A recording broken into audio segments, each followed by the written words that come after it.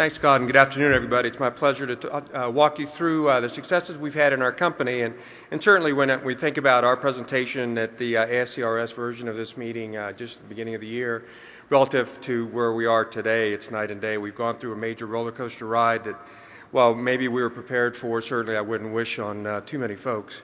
We do want to bring you up to speed on where we are today with all of our development programs. As a reminder, our main product is a product called Rhopressa. It's a triple action product. It's a Rho-kinase inhibitor that actually increases the outflow via the trabecular meshwork by relaxing it.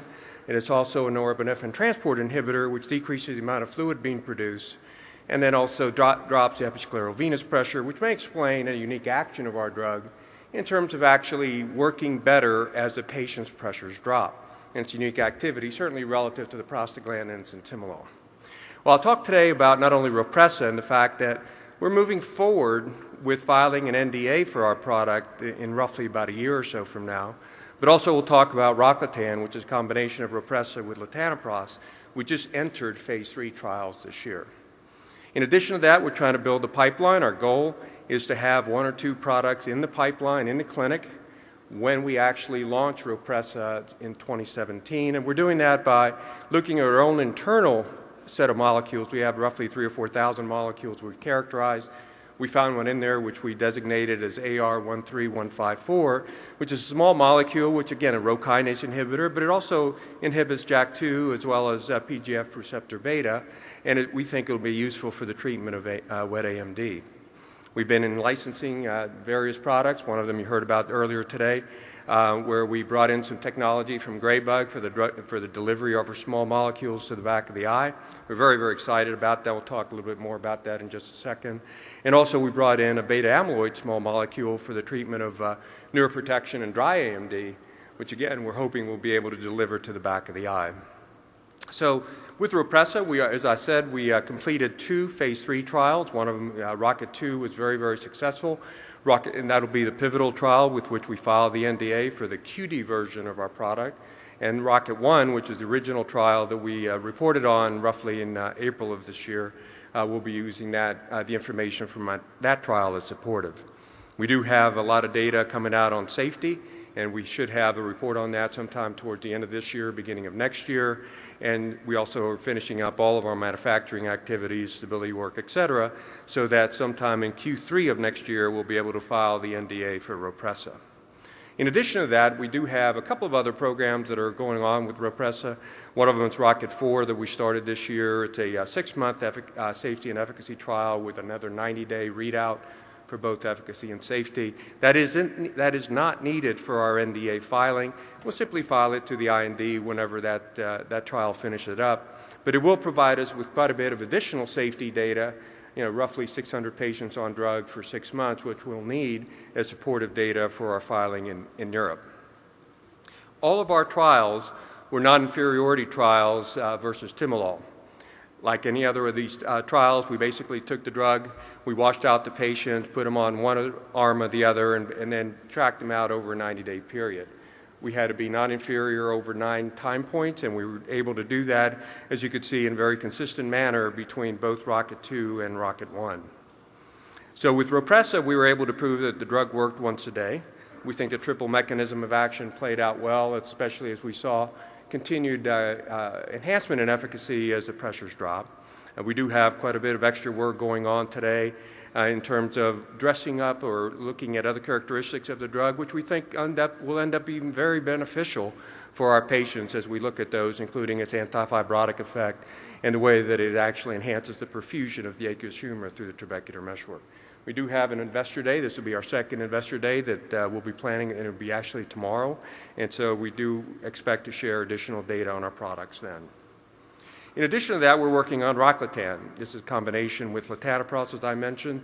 This is the phase 2 data that we actually showed roughly about a year or so ago. Very, very successful trial. Ran this out for 29 days, and we actually were able to show that the combination was actually statistically superior against each individual component over the 9 time points that were measured over that 90-day period. But more importantly, you can see the big separation of Rakatan, the combination, from each of the individual components. It actually averaged somewhere or went somewhere around 1.8 to 3.2 millimeters of mercury on each one of those time points. So that's exactly what we're trying to replicate with the phase 3 programs that we're running on Rakatan. The first one is called Mercury 1.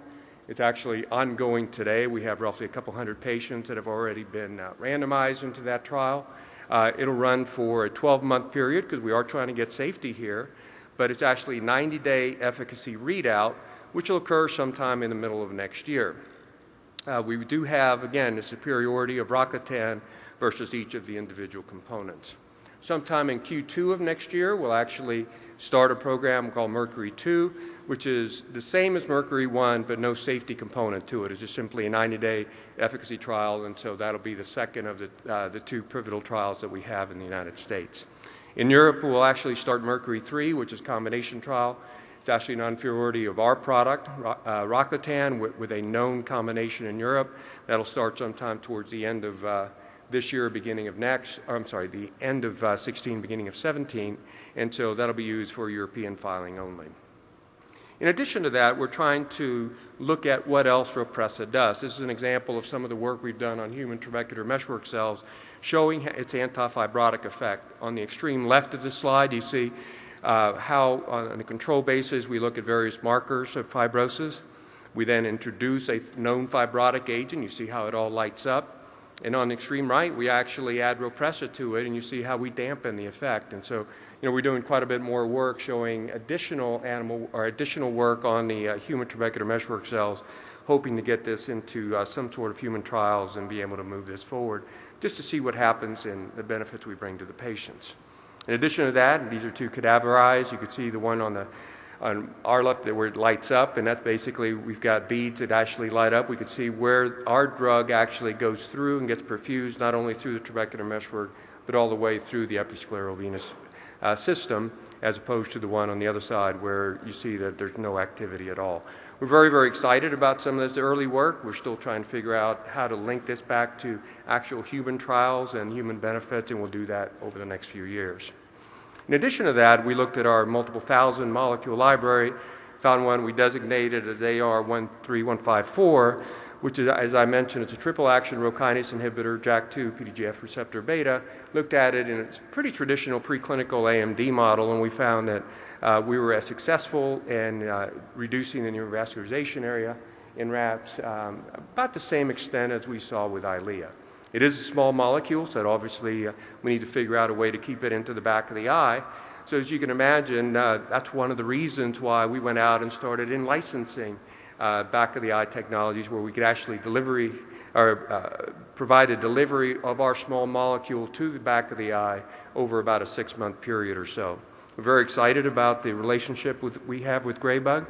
We think that that product or that technology is applicable not only to the back of the eye, specifically for things like wet AMD or dry AMD, et cetera, but also we think it has applicability to the front of the eye. We could actually take Rhopressa, or one of the other molecules we have in our pipeline, and actually inject it a little closer to the front of the eye, see the intraocular pressure drop that we're currently seeing with eye drops without the need for the daily eye drops. Now, in addition to that, we just recently licensed from remote at Tel Aviv University a beta amyloid small molecule called EG30. They have a lot of work on this product that has been done as a topical agent. We just don't think that that's the right approach here, especially for neuroprotection and for dry AMD. And so we're actually going to be working on delivering this particular molecule to the back of the eye for those 2 conditions. Again, neuroprotection first and dry AMD second. So in summary, we're moving forward with our major product, Rhopressa. We're filing the NDA on the QD version of that in the middle of next year. We're very, very excited about the prospects, and we've done that all with after multiple discussions with the FDA. Moving forward with phase 3 trials with Rakatan, which we hope to at least have the first big look at that sometime in the middle of next year. In addition, we have a number of research initiatives, not only coming out of our own pipeline, but also from a lot of business development opportunities. We've been taking advantage, as you can imagine, from that hot market the 2 fellows talked about in terms of being able to raise money. And so the great news for us is we have more than enough cash in the bank to be able to do everything that we need to do and end up commercializing these products on our own. Thank you.